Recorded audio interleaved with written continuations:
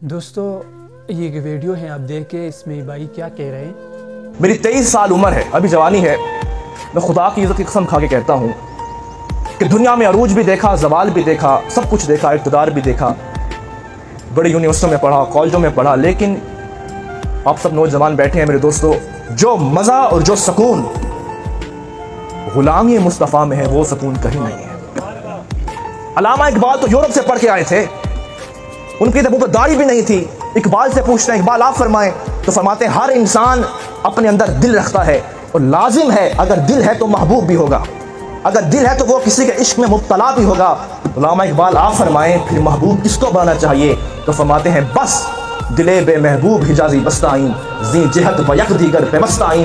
میری زندگی کا نتیجہ یہ ہے، اگر دل میں کسی کو بسانا چاہتے ہو تو پوری کائنات میں ایک ہی لفظ کے جسے محمد عربی کہتے ہیں۔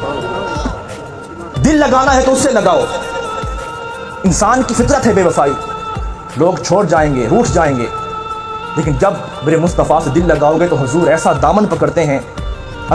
کی محمد سے وفا تو نے تو ہم تیرے ہیں، یہ جہاں چیز ہے کیا لوح و قلم تیرے ہیں۔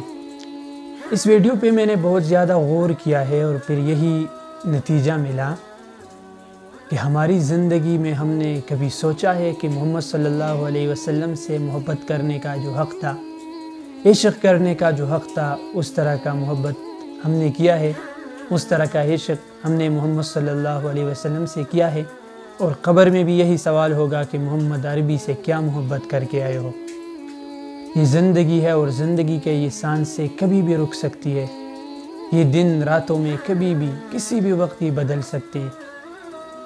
اس لیے ہمیں اپنے اعمالوں پہ سوچنا چاہیے کہ محمد صلی اللہ علیہ وسلم سے ہم نے محبت کی ہے، ہم نے محمد صلی اللہ علیہ وسلم کی محبت کی خاطر کیا کیا ہے، یہ زندگی ہم نے کیسی گزاری، اس کا بھی سوال ہوگا۔